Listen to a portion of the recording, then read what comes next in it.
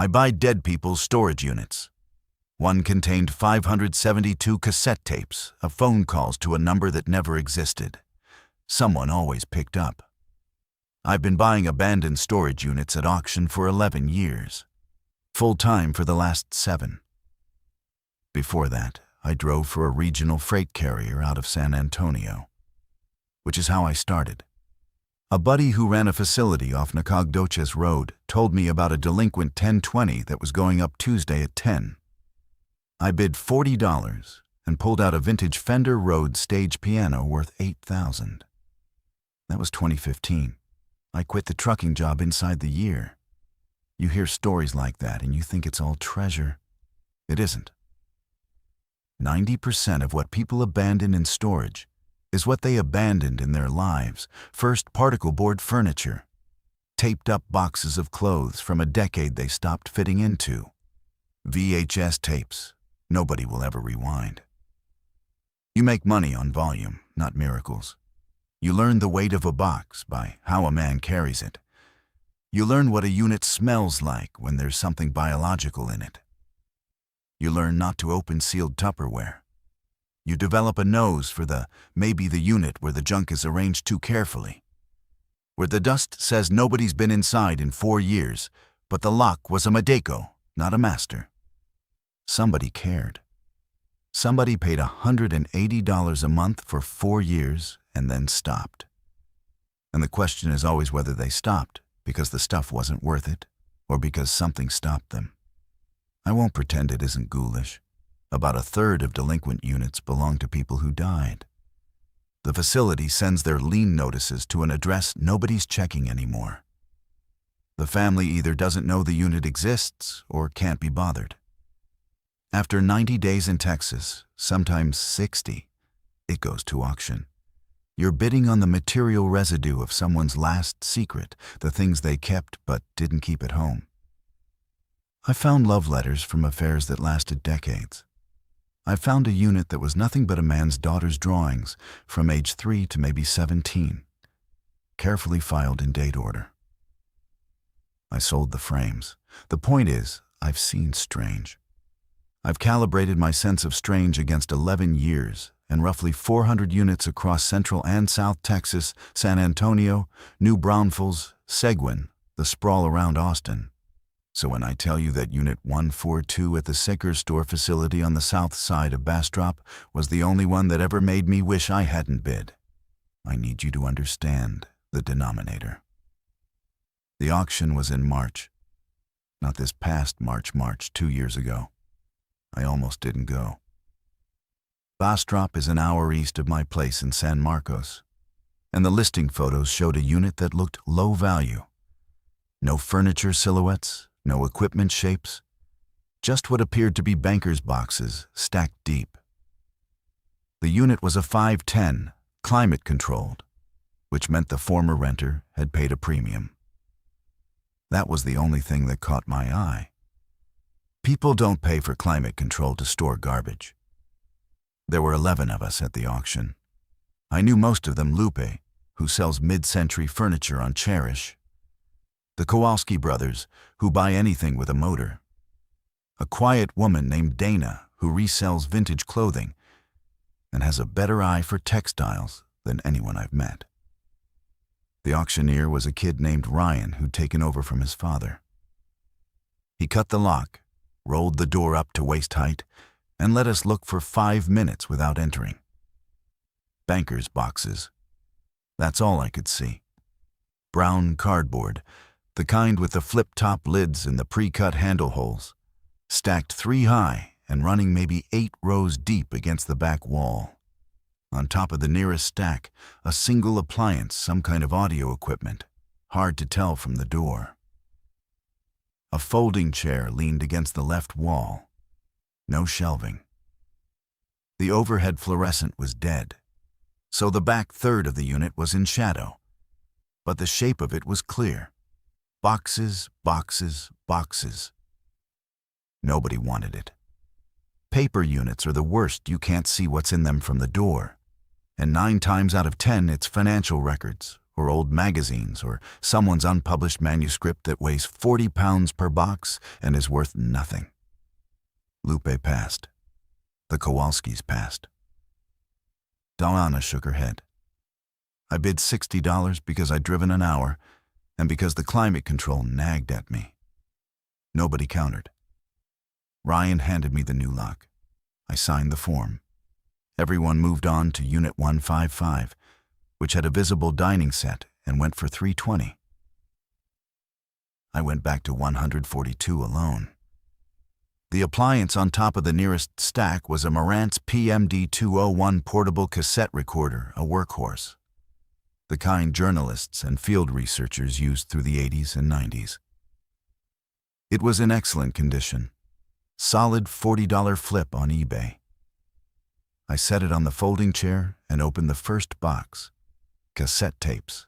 Standard Type 1 ferric, 60-minute length, mostly TDKD series, and some Maxell UR. Each tape had a white adhesive label on the spine.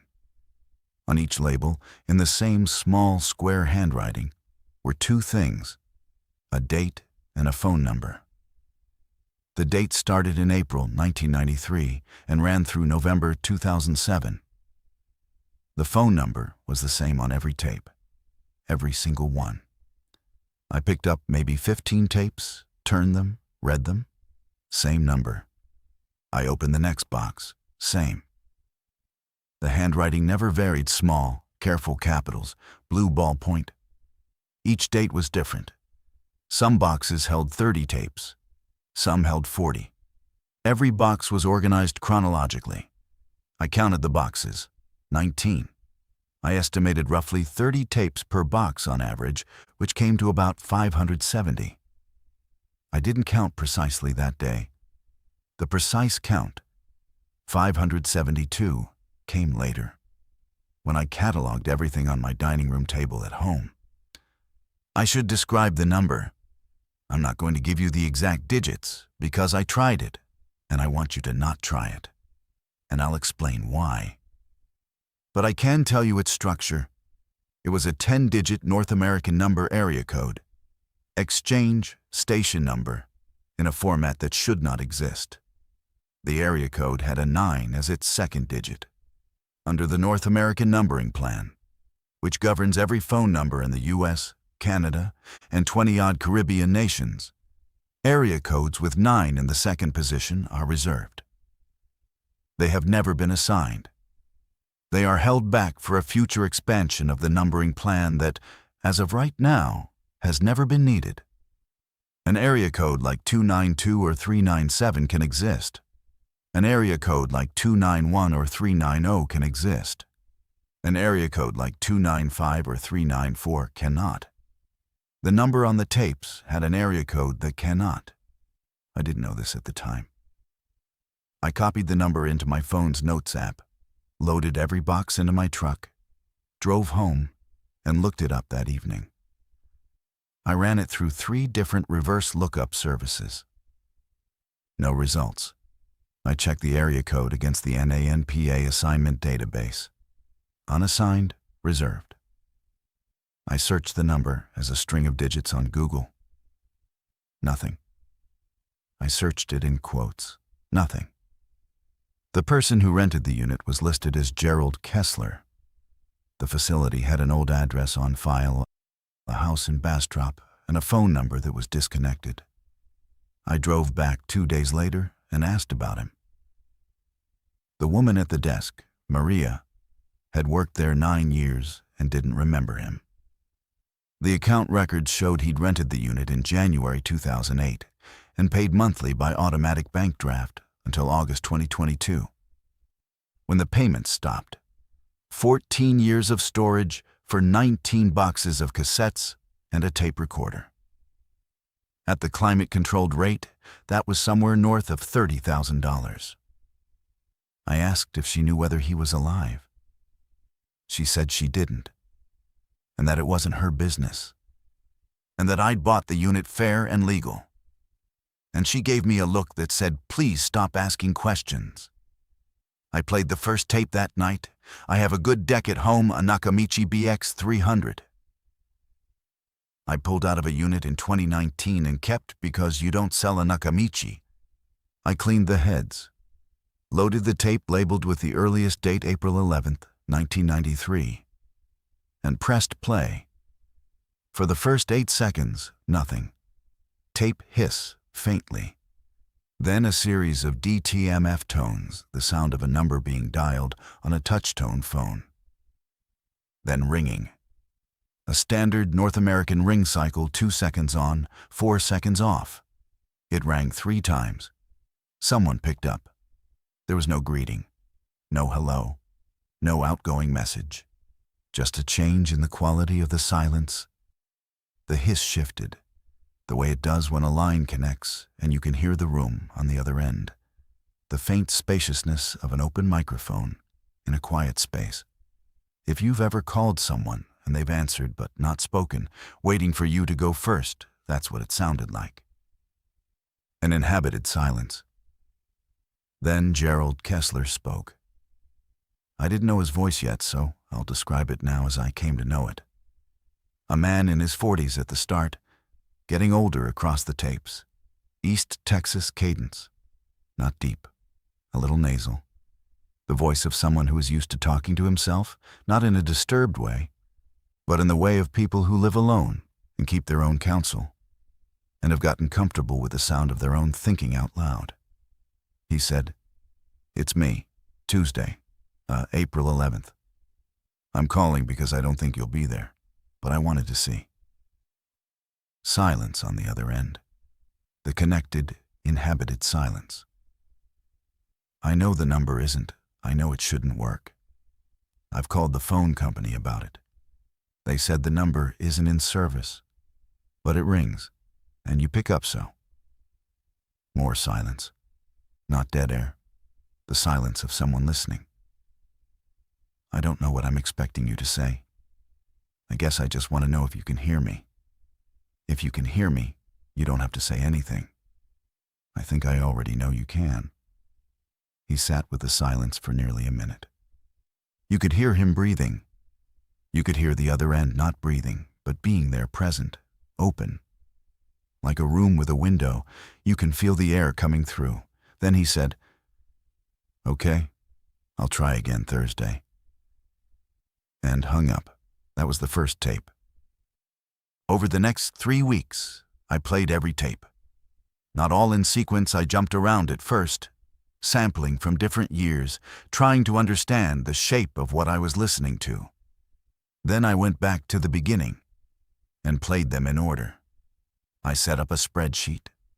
I logged the date, the duration of the call, whether Gerald spoke continuously or in exchanges with the silence, and whether any sound came from the other end. Here's what I can tell you. Gerald Kessler called the impossible number 572 times between April 1993 and November 2007. He recorded every call. The calls averaged 22 minutes in length. The shortest was the one I described, just under 4 minutes. The longest was 1 hour and 17 minutes. From September 2001, and I'll get to that one. Every time the same thing happened. He dialed, it rang 2 or 3 times, the line connected, and the other end was silent, but present. Nobody ever said a word back to him.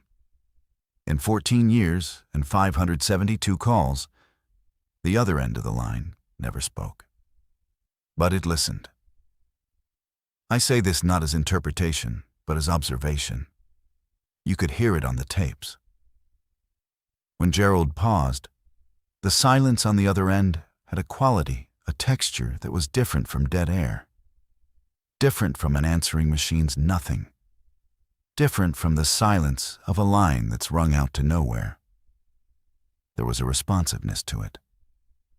When Gerald asked a question, the silence after the question was not the same as the silence after a statement. I don't know how to describe this technically. I've listened to a lot of tape. I've digitized recordings from dozens of units, old answering machine messages, family voice letters, dictation. I know what an empty line sounds like. I know what an open line with nobody on it sounds like. This wasn't either. Something was on the other end of that line, and it was paying attention. The content of the calls changed over the years.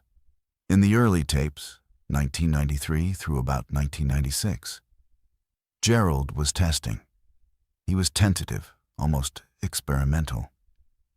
He'd say things like, "I'm going to stay on the line for 5 minutes and see if anything changes." Or, "I'm going to ask you a yes or no question and leave 10 seconds of silence, and if you can give me any indication." The other end gave no indication. It just listened. But Gerald kept calling, and the calls shifted from experimental to personal. By 1997, he was talking to the silence the way you talk to someone you trust. He talked about his job. He was a land surveyor, mostly pipeline easement work for natural gas companies in the Eagle Ford region. He talked about the weather, about his truck, about his bad knee. He described what he'd had for dinner. He talked about a woman named Carolyn whom he'd been seeing and who'd broken things off because he was, in her words, somewhere else half the time. He talked about his mother's health. He talked about a dog named Hector who slept on his feet while he made the calls. The tone wasn't confessional. It wasn't therapeutic, not in the way people talk to therapists or journals. It was conversational.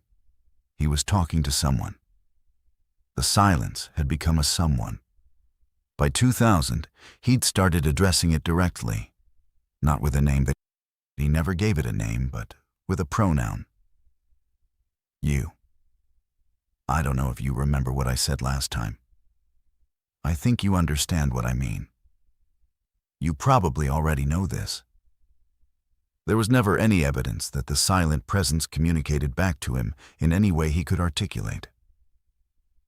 He never said, "Last time you told me," or "I heard you say." He never claimed it spoke. But there was a quality to his speech that I can only describe as dialogic, the rhythm of someone in a two-way exchange. He'd pause in places where a response would go. He'd pick up after those pauses, as if something had been settled. He'd change direction mid-sentence in the way you do when the other person's facial expression tells you you've been misunderstood. I started to wonder whether the silence was communicating, just not in any way the tape could capture. The September 2001 tape. I need to talk about it because it was the one that made me stop jumping around and commit to the full chronological listen. And because it's the one I can't stop thinking about. The date on the label was September 12th, 2001.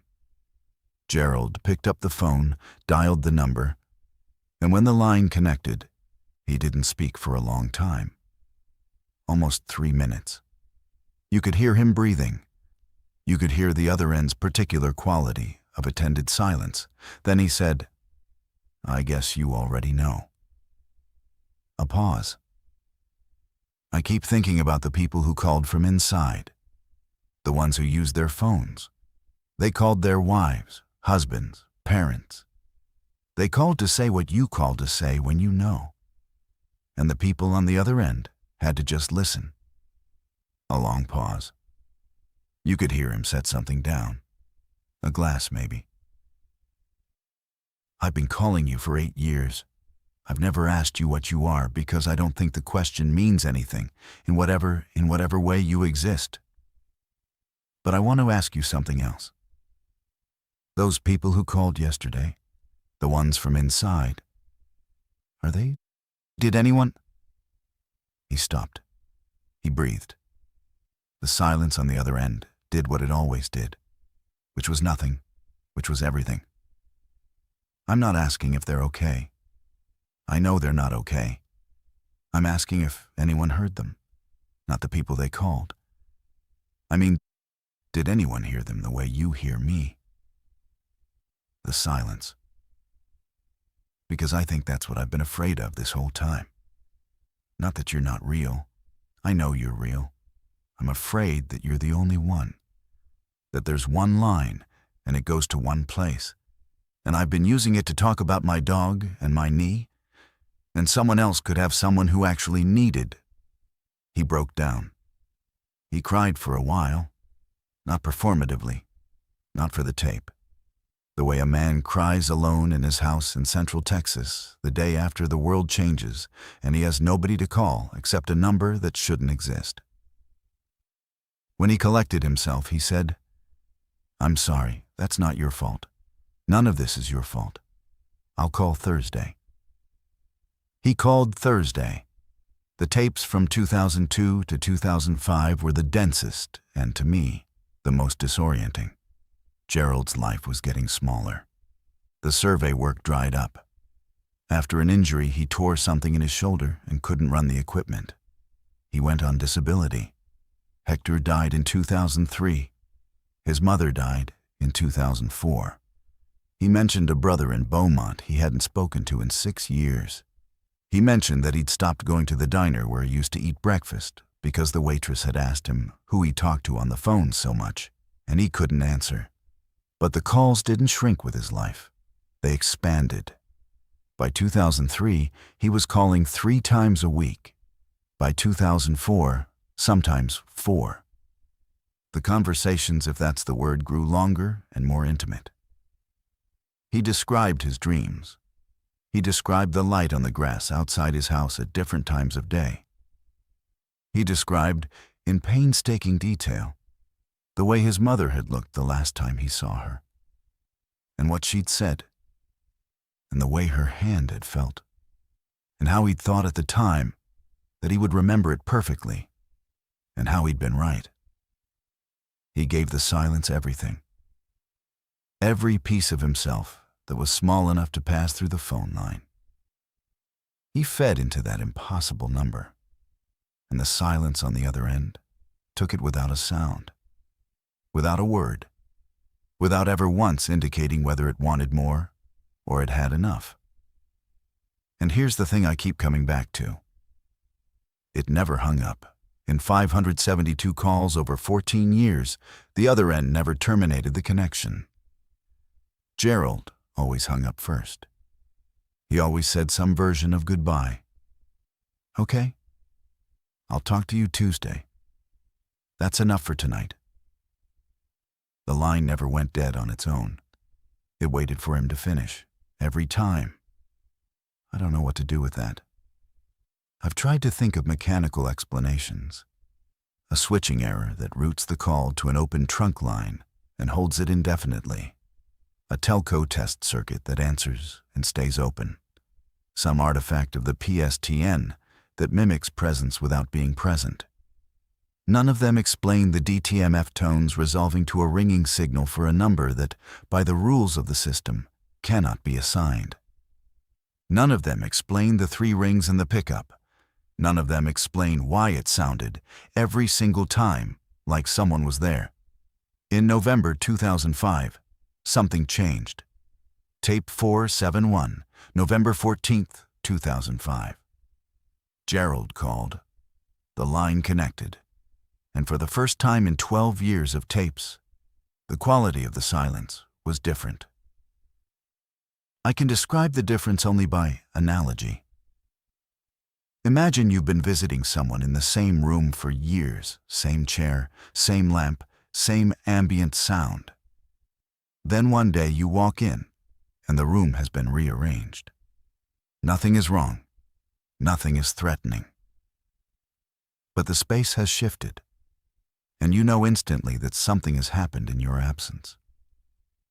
Gerald noticed it too. "Something's different," he said within the first 30 seconds. "You sound, no, that's not right. You don't sound like anything. But it's different tonight. The shape of it is different." He sat with it. He didn't panic. By this point, he was a man who had spent over a decade in communion with something he couldn't perceive, describe, or prove. And his threshold for disorientation was very high. "Are you in the same place?" he asked. "Are you? Is this still the same?" He didn't finish the sentence. I think he was groping for a question about identity, about continuity, about whether the entity, I'll use the word, even though Gerald never did, on the other end of the line, was the same one he'd been talking to all along, or whether something had shifted, something had replaced it, something new had picked up. The silence offered nothing. "Okay," he said. "Okay. I don't like this as much. I'll be honest with you. I'm going to stay on, but I don't like this as much." He stayed on for 45 minutes.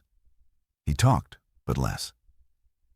He described his day groceries, a letter from the VA, a coyote in the yard, but between sentences, he was listening harder than I'd ever heard him listen. The tape picked it up. His breathing, the minute adjustments of a man pressing the receiver tighter to his ear, trying to hear something in the silence that wasn't there before, or wasn't there anymore. At the end, he said, "I need you to still be you. Whatever that means. I know I don't have the right to ask for anything. You've never promised me anything, but I need this to still be the same thing it was." The silence. Thursday. The tapes from late 2005 through 2007 are hard to listen to. Not because anything dramatic happened. No voice ever broke through. No message ever came. They're hard because Gerald was losing confidence. And you could hear it in the way a surveyor reads subsidence in the ground. Not a sudden crack, but a slow, uneven settling. Everything still standing, but nothing quite level anymore. He kept calling. 3 times a week, sometimes 4. Same number, same 3 rings, same pickup, same silence. But the silence had changed after November 2005. He never identified exactly how, and neither could I, not with certainty. The tapes from 2006 sounded different from the tapes of 2000. But I couldn't tell you whether that was the silence changing, or Gerald changing, or just the slow magnetic erosion of iron oxide on plastic. Tape degrades. 14 years in a climate-controlled unit is better than 14 years in a hot Texas garage. But it's not nothing. High-frequency content fades. The bias shifts. Print-through from adjacent layers can ghost a faint mirror of one recording onto the next. I accounted for this. I digitized several tapes from different years at high resolution and compared the spectral profiles of the silence. The silence in the early tapes and the silence in the late tapes were not the same silence. But whether that's physics or something else, I can't prove. What I can prove, or at least demonstrate, with 572 data points, is that Gerald's relationship with the silence changed. In the last 2 years of tapes, he asked more questions. Not experimental questions, like the early days. Personal questions. Are you lonely? Do you know what you are? Is this enough for you, what I give you? Am I the only one who calls? That last question appeared on multiple tapes. Am I the only one who calls? He asked it maybe 15 times across 2006 and 2007. Each time, the silence offered nothing, and each time Gerald moved on. But the question's recurrence told me something about what was happening inside him. He'd started out calling an impossible number as a kind of test, a puzzle, a curiosity. He'd graduated to using it as a confidant, a companion, a presence in a life with shrinking company. And now he was wondering whether he was the only one. Whether somewhere else in the country, in some other area code, someone else had stumbled on this number and picked up the phone and heard the silence and kept calling. Whether the thing on the other end patient, permanent, silent, vast, was his or everyone's. I think the answer mattered to him more than anything. I think he was afraid it was everyone's. The last tape was dated November 9th, 2007. Label, blue ballpoint, same square handwriting, same impossible number. I played it expecting a call like any other. Gerald dialed. It rang 3 times. The line connected. Then Gerald said something he'd never said before. "I'm going to stop." The silence. "Not because of you, because of me.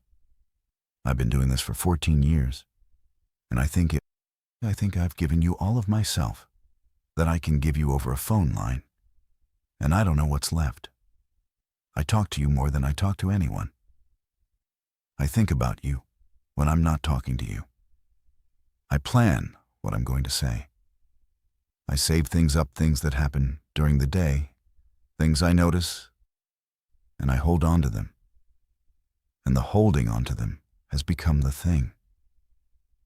The noticing has become for you, not for me. I look at the light on the grass, and the first thought isn't, 'That's beautiful,' it's, 'I'll tell them about this on Tuesday.' And I don't..." He paused. "I don't want to be someone who lives for a phone call to a number that doesn't exist. I don't want the most important relationship in my life to be with something I can't name or see or prove. Not because you're not real. I know you're real. I've known it since the second call. But I'm..." Another pause, longer. "I'm 61 years old. I have maybe 20 years. And I've spent 14 of the ones behind me talking into a phone to something that will never talk back. And I don't regret it. I want you to know that I don't regret a single call. But I can feel what it's doing. It's making the rest of the world thin. People are thin. Grocery stores are thin. The sky is thin.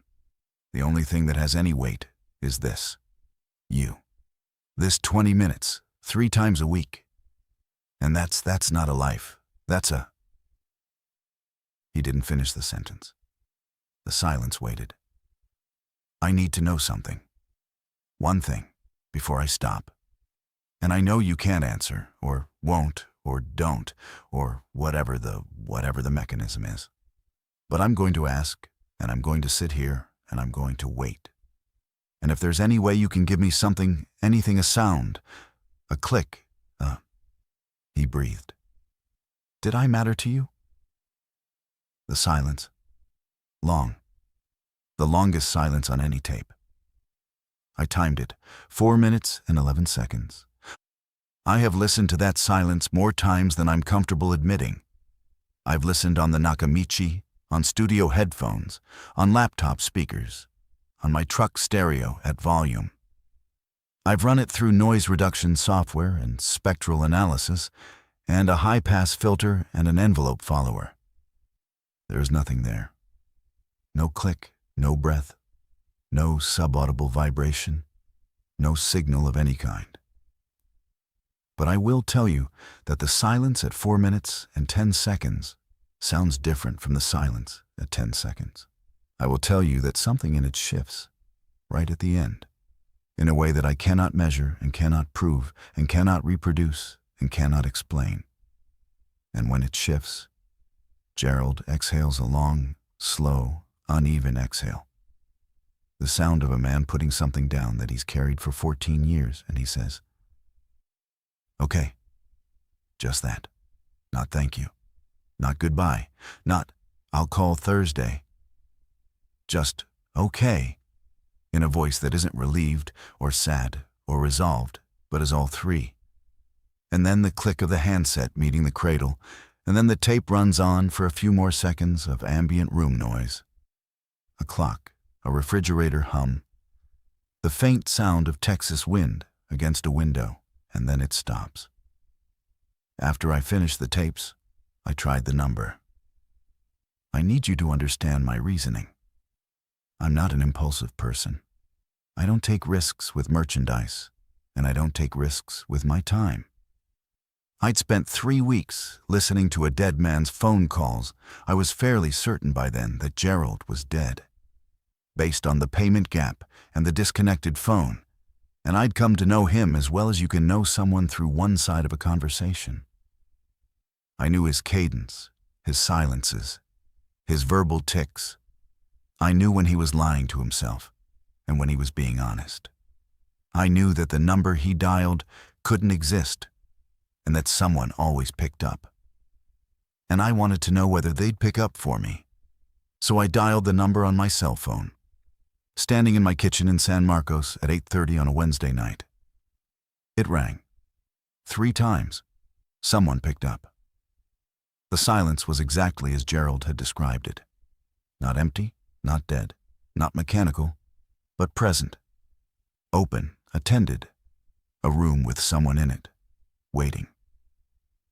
I stood there with the phone against my ear for maybe 90 seconds. I didn't speak.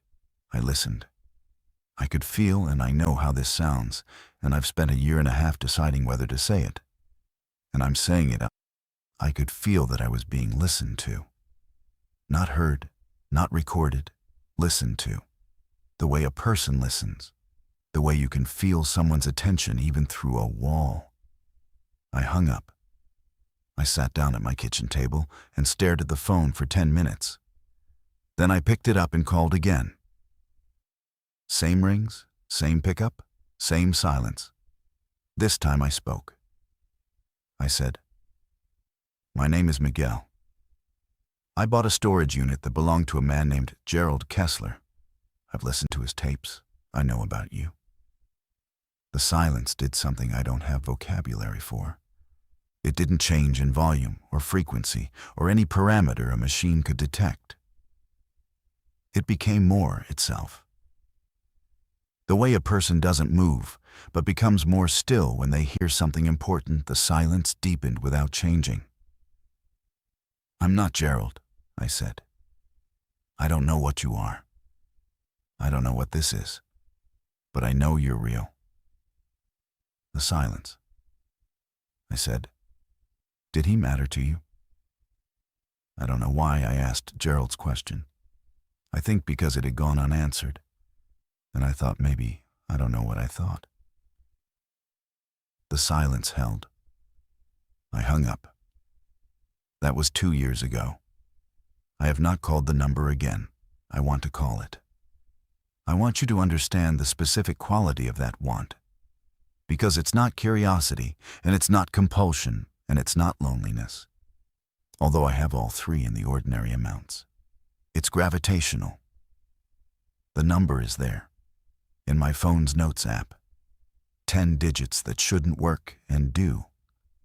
And it pulls at me the way Gerald described, the noticing pulling at him, the sense that there's a place where you would be attended to fully, without judgment, without interruption, without the other person waiting for their turn to talk. The purest listener in the world, on the other end of a line that shouldn't exist, waiting for you to call. I'm not going to call. I know what it did to Gerald. I know how the world went thin.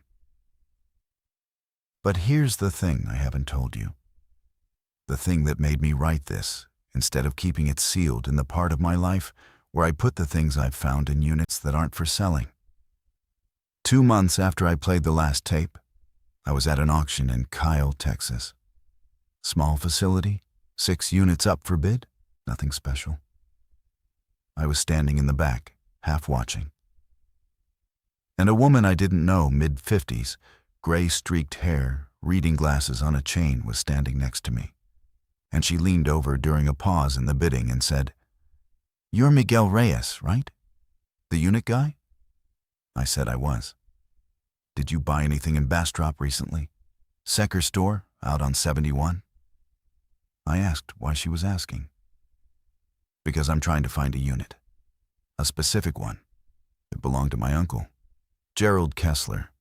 He died in 2022, and we just found out the unit existed, and the facility says it was auctioned." My stomach dropped. Not from fear, from recognition. I knew immediately what the conversation was going to become, and I didn't want it to become that. "I bought it," I said. "What was in it?" I told her. Cassette tapes, recording equipment.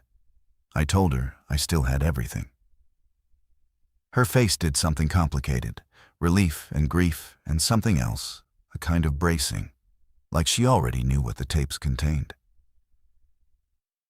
"I need to ask you something," she said. "Did you listen to them?" I told her I had. All of them. All of them. She took off her reading glasses. She folded them very precisely. She looked at the ground and then at me. "Did you try the number?" I didn't answer. She saw the answer anyway. "He gave it to my mother," she said, "before she died. He gave her the number and told her she could call it if she ever needed someone to listen. She was in hospice. And he sat on the edge of her bed and wrote it on a piece of paper and said, 'They always pick up. They never talk, but they always pick up.' And she was on morphine and barely conscious. And we thought it was just Gerald being Gerald. You know, he was always..." She stopped. "She died that night," she said, "and I found the paper in her hand, and I thought about throwing it away, and I didn't." "Did you call it?" I asked. She looked at me for a long time. Behind us, the auctioneer was starting on the next unit. Someone bid $80.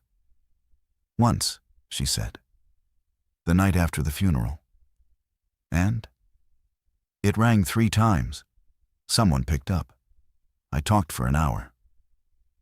She put her glasses back on and turned to watch the auction, and I understood that we were not going to discuss what she'd said during that hour, and that she was not going to ask me what Gerald had said during his 14 years, and that the number was doing what it had always done, sitting at the center of separate lives, drawing speech out of people and giving nothing back except the one thing that turns out to be almost impossible to find in the ordinary world, which is the uncomplicated, total attention of something that will never use what you've told it, never repeat it, never judge it, never bring it up later, never leave. "Are you still calling?" I asked. "No," she said. "Once was enough. Once was almost too much." She looked at me. "But you want to?" "Yes," I said. "So do I," she said. "Every day." She told me her name was Ellen. She gave me her phone number, her real one, a 512 area code, properly assigned, properly routed, and told me I could call if I ever needed to talk to someone who'd talk back. I haven't called her either. I still have the tapes, all 572. They're in my spare bedroom, in the same banker's boxes, in the same chronological order. The Marantz is on the shelf above them. I haven't played a tape in over a year. I haven't opened the Notes app on my phone to look at the number. I've locked the app behind a screen time passcode that I asked a friend to set without telling me, so that opening it requires a deliberate act of retrieval rather than a casual scroll. I sell storage unit finds for a living. I know what things are worth. I have never been able to assign a value to the contents of Unit 142. The tapes are worthless as objects bulk erased. TDKD 60S go for maybe $1 a piece to cassette hobbyists, and that's generous. The Marantz, clean, tested, $45. The boxes are boxes, but the number is on every label, and the number works. And the thing on the other end is patient, and it does not sleep, and it does not hang up, and it is listening right now.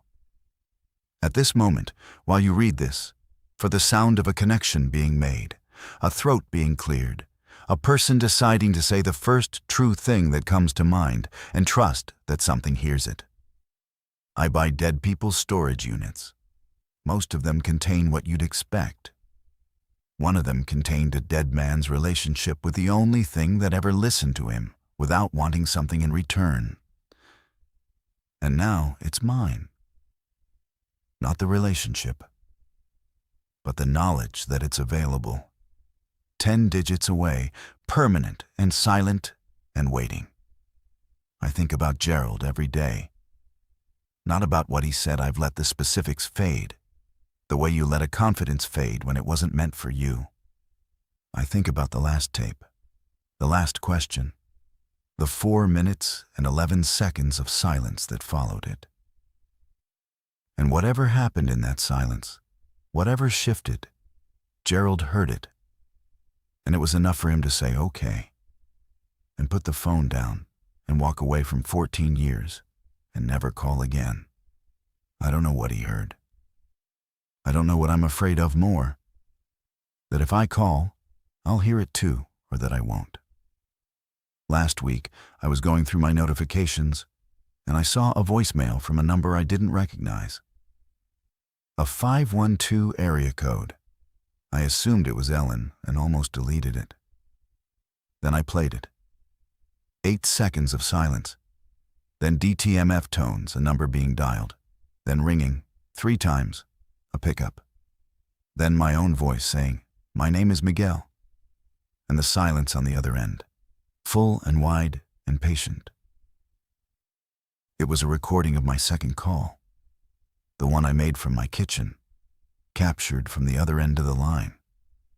Someone sent it to me from a number that, when I called it back, rang 3 times and was answered by a silence I recognized immediately. The area code was different. The exchange was different. But the silence was the same. There is more than one number. I don't think Gerald knew.